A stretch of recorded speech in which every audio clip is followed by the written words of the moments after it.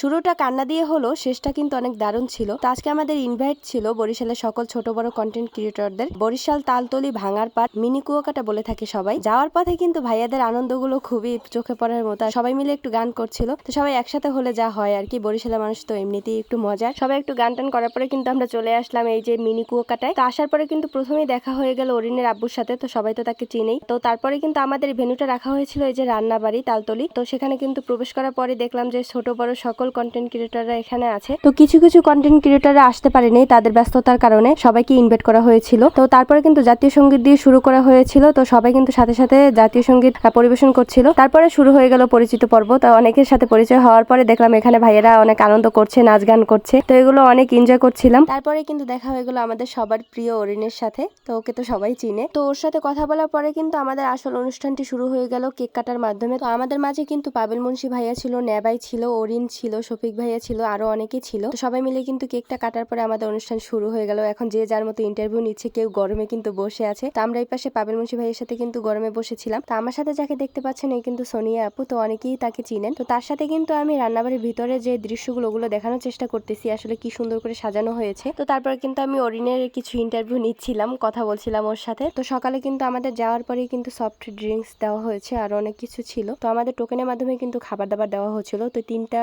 Token ছিল, সকালের, তো দুপুরের আর হচ্ছে বিকালের। তো আমরা কিন্তু সকালেরটা খাওয়া হয়ে গেছে, এখন কিন্তু লাঞ্চ দিয়েছে। তো দুপুরের খাবারটা দেওয়ার পরে কিন্তু এখানে পাবেল মুন্সি ভাইয়ের খাবারটা জুনায়েদ ভাই নিয়ে টানাটানি করছিল। তো এখানে মজাগুলো অনেক ভালো লাগছে আমার কাছে, অনেক মজা করছিল তারা সবাই মিলে। তো এখানে আসার পরে যা বুঝলাম যে এখানে মিট আপটার আসলে ব্যবস্থা করা হয়েছে সবার সাথে পরিচিত হওয়ার জন্য, একটু ভালো মুহূর্ত কাটানোর জন্য। অনেকেই কিন্তু অনেককে চিনে না, তো এই জন্য কিন্তু মিট আপের আয়োজন করা। আসলে মূলত যে বরিশালে যত কন্টেন্ট ক্রিয়েটর আছে সবাই আসার চেষ্টা করেছে। যারা আসতে পারেনি ওই যে আগে বলেছি তাদের ব্যস্ততার কারণে আসতে পারিনি, তবে যারাই ছিলাম অনেক এনজয় করেছি সম্পূর্ণ দিনটা। তো সেগুলো কিন্তু আপনাদের সাথে শেয়ার করার জন্য আজকে আসলাম। তো তারপরে কিন্তু আমি আর সোনিয়া আপু সম্পূর্ণ ডেকোরেশনটা ঘুরে ঘুরে দেখাচ্ছিলাম আপনাদের কি কি আছে এখানে। এখানে কিন্তু খড়কুটার তৈরি অনেক সুন্দর ছিল বসার জায়গা। এখানে গাছ ছিল, মানে পরিবেশ বন্ধু। তো গাছগুলো দেখে আমার অনেক ভালো লাগছে, কারণ একটা রেস্টুরেন্টের ভিতরে এরকমের সবুজ প্রকৃতি একদম মনোরম, চোখে পড়ার মতো। তারপর কিন্তু আমরা ঘুরে ঘুরে সব দেখাচ্ছিলাম আসলে কি কি আছে এখানে। এই যে কাঠগোলাপ গাছও আছে কিন্তু এখানে, অনেক সুন্দর কিন্তু। তো তারপরে কিন্তু আমরা হেঁটে হেঁটে সবগুলো দেখাচ্ছি এখানে ডেকোরেশন গুলো।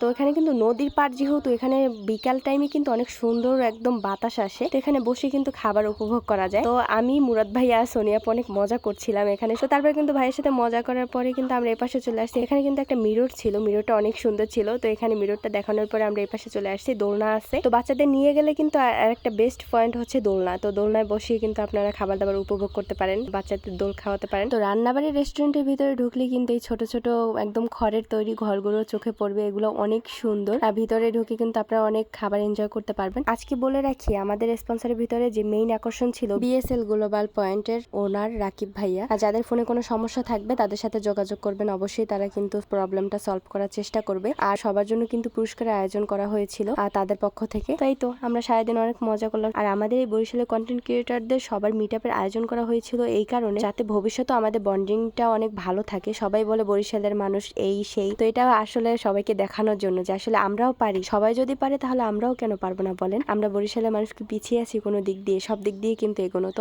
এই দিক থেকেও আমরা কিন্তু এগোতে চাই। এই জন্য সকল কন্টেন্ট ক্রিয়েটররা মিলে এই মিট আপের আয়োজন করা হয়েছে। তো এর পিছনে কয়েকজনের বেশি অবদান ছিল, কারণ হচ্ছে তারাই এই আয়োজনটা মূলত তাদের মাথা থেকে এসেছে, তারাই চেয়েছে এই আয়োজনটা হোক। তো তাদেরকে জানাই আবারও অসংখ্য অসংখ্য ধন্যবাদ। আমরা চাই এরকমের আয়োজন আরো বেশি দূর এগিয়ে যাক। যেহেতু আমরা 25 সালে করেছি, আমরা চাই 26 সালে এরকমের আরো একটা মিট আপের আয়োজন করা হোক, যাতে প্রতিটা বছর আমরা এরকম মিট আপ করতে পারি, সবার সাথে ভালো বন্ডিং হতে পারে। দোয়া করবেন এবং পাশে থাকবেন, আমাদেরকে সাপোর্ট করবেন সবাইকে। আজকের আয়োজনটা কেমন ছিল আমাদের সবাই কিন্তু কমেন্ট করে জানাবেন। পরবর্তী ভিডিওর জন্য অপেক্ষা করতে থাকেন। সবাই ভালো থাকেন, সুস্থ থাকেন। আল্লাহ হাফেজ, আসসালামু আলাইকুম।